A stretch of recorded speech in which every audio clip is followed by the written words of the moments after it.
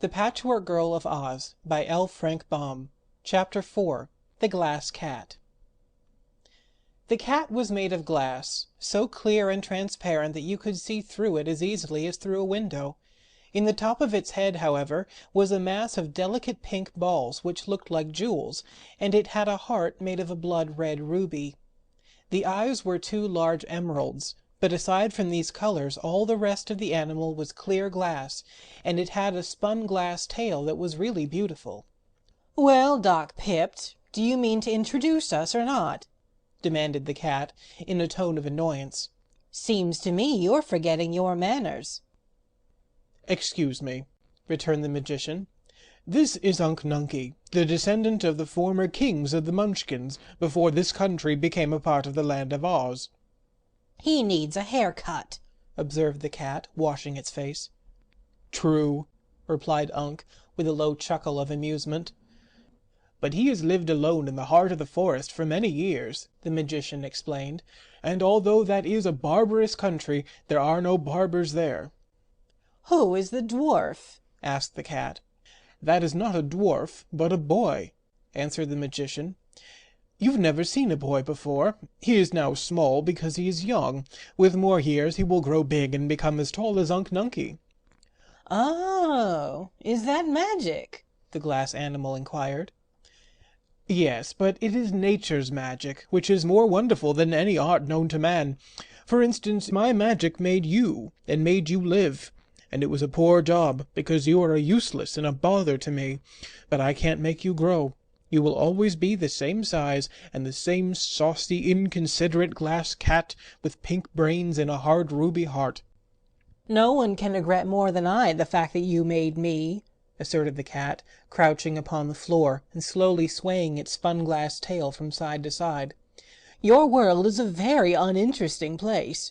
I've wandered through your gardens and in the forest until I'm tired of it all, and when I come into the house the conversation of your fat wife and of yourself bores me dreadfully." "That is because I gave you different brains from those we ourselves possess, and much too good for a cat," returned Dr. Pipt. "Can't you take 'em out, then, and replace them with pebbles, so that I won't feel above my station in life?"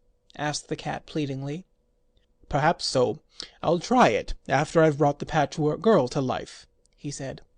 The cat walked up to the bench on which the Patchwork Girl reclined and looked at her attentively. "Are you going to make that dreadful thing live?" she asked. The magician nodded. "It is intended to be my wife's servant maid," he said.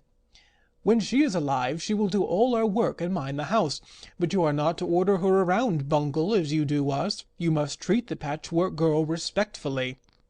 "I won't. I couldn't respect such a bundle of scraps under any circumstances." "If you don't, there will be more scraps than you will like," cried Margolot angrily. "Why didn't you make her pretty to look at?" asked the cat. "You made me pretty, very pretty indeed, and I love to watch my pink brains roll around when they're working, and to see my precious red heart beat."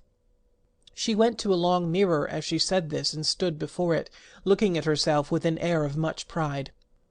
"But that poor Patch thing will hate herself when she's once alive," continued the cat. "If I were you I'd use her for a mop, and make another servant that is prettier." "You have a perverted taste," snapped Margolot, much annoyed at its frank criticism. "I think the Patchwork Girl is beautiful, considering what she's made of. Even the rainbow hasn't as many colors, and you must admit that the rainbow is a pretty thing." The glass cat yawned and stretched herself upon the floor.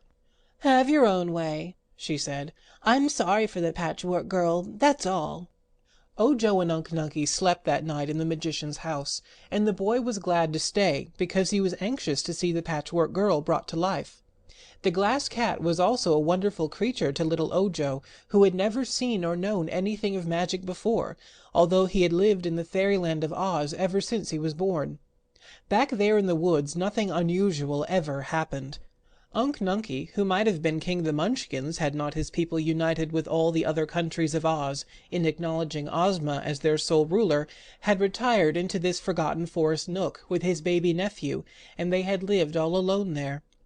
Only that the neglected garden had failed to grow food for them, they would always have lived in the solitary blue forest, But now they had started out to mingle with other people, and the first place they came to proved so interesting that Ojo could scarcely sleep a wink at night.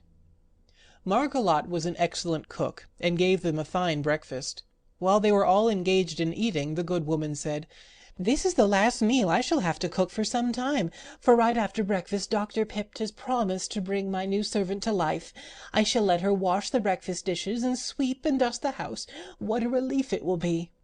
"It will indeed relieve you of much drudgery," said the magician. "By the way, Margolotte, I thought I saw you getting some brains from the cupboard while I was busy with my kettles. What qualities have you given your new servant?" "Only those that a humble servant requires," she answered. "I do not wish her to feel above her station, as the Glass Cat does. That would make her discontented and unhappy, for of course she must always be a servant." Ojo was somewhat disturbed as he listened to this, and the boy began to fear that he had done wrong in adding all those different qualities of brains to the lot Margolotte had prepared for the servant. But it was too late now for regret, since all the brains were securely sewn up inside the Patchwork Girl's head. He might have confessed what he had done, and thus allowed Margolotte and her husband to change the brains, but he was afraid of incurring their anger. He believed that Unc had seen him add to the brains, and Unc had not said a word against it. But then Unc never did say anything unless it was absolutely necessary. As soon as breakfast was over, they all went into the magician's big workshop, where the Glass Cat was lying before the mirror, and the Patchwork Girl lay limp and lifeless upon the bench. "Now then," said Dr. Pipt in a brisk tone, "we shall perform one of the greatest feats of magic possible to man, even in this marvelous land of Oz. In no other country could it be done at all. I think we ought to have a little music while the Patchwork Girl comes to life. It is pleasant to reflect that the first sounds her golden ears will hear will be delicious music." As he spoke, he went to a phonograph, which screwed fast to a small table, and wound up the spring of the instrument and adjusted the big gold horn. "The music my servant will usually hear," remarked Margolotte, "will be my orders to do her work. But I see no harm in allowing her to listen to this unseen band while she wakens to her first realization of life. My orders will beat the band afterward." The phonograph was now playing a stirring march tune, and the magician unlocked his cabinet and took out the gold bottle containing the powder of life. They all bent over the bench on which the Patchwork Girl reclined.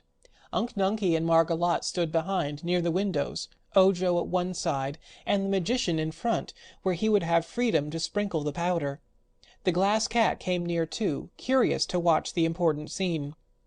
"All ready?" asked Dr. Pipt. "All is ready," answered his wife. So the magician leaned over and shook from the bottle some grains of the wonderful powder, and they fell directly on the Patchwork Girl's head and arms. End of Chapter 4.